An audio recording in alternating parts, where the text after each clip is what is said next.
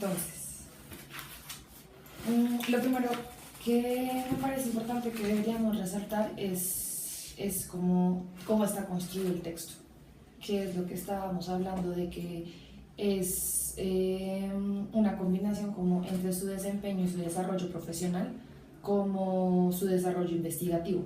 Entonces él constantemente se está refiriendo como a cómo se ha ido desarrollando profesionalmente, qué tipos de trabajos ha tenido, pero también que nunca ha dejado atrás ese ánimo por seguir la investigación para poder hacer la interpretación como de los diferentes pensamientos de los cuales lee.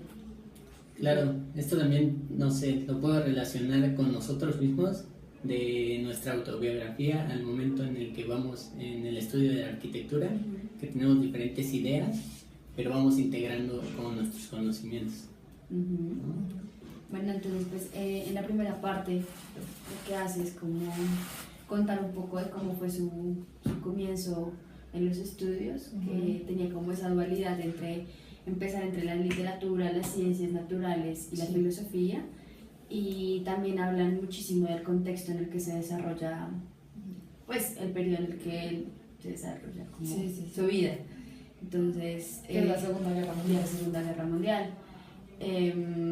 A lo largo pues como del texto se refiere muchísimo a este contexto, a esta época, y creo que fue totalmente decisivo para sus estudios y sus investigaciones. Sí. Además, para mostrarnos también la verdadera pasión que tenía hacia la filosofía, porque en una parte él dice que precisamente por este conflicto que había en Europa, los profesionales estuvieron, sobre todo los de la filosofía y los pensadores, estuvieron muy perseguidos, y aunque tuvieron muchísimas dificultades y les hicieron reprimir mucho sus pensamientos, él nunca dejó de seguir investigando y de seguir leyendo. Incluso él decía que aunque no podía como expresar lo que realmente pensaba libremente, él lo que hacía era utilizar el salón de clases, porque en ese momento de la persecución él era profesor, para poder decir lo que él realmente pensaba como con cierta libertad.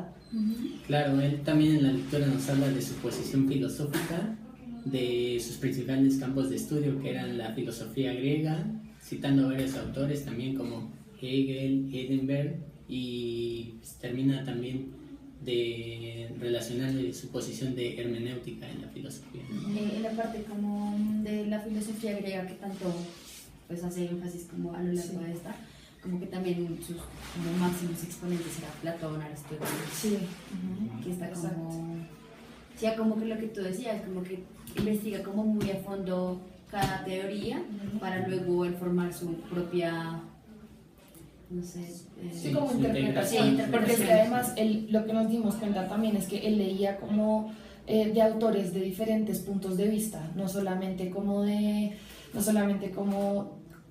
la parte de la hermenéutica, sino también como por la otra parte, y lo que él hacía es como una recopilación de todo lo que él decía para poder hacer su propia interpretación. Y eso nos lo dice al final, cuando nos dice como, ok, ahora les voy a hablar realmente de lo que investigué durante toda mi vida. Ajá, que pues ese es como el orden de la lectura. Entonces es como sus estudios en la universidad, sus campos de investigación, luego después de que se gradúa es profesor, y luego es rector, director. Exacto. Sí, y después vuelve a ser profesor y después investiga otra cosa. Y me parece un punto muy importante esto que dice al final, en el último párrafo de la lectura, que es cuando nos dice, para poder ubicarnos bien de qué se trata toda esa investigación, que él dice que es la relación entre la filosofía y la poesía, que eso también nos ubica mucho también en la actualidad de lo bello, ¿no? Porque eso nos dice, como con todos los ejemplos que hace, siempre nos devuelve a ese tema que abarca todo lo que dice. Y la relación y la búsqueda, ¿no? De lo bello. Sí. ¿Ya? Y ya.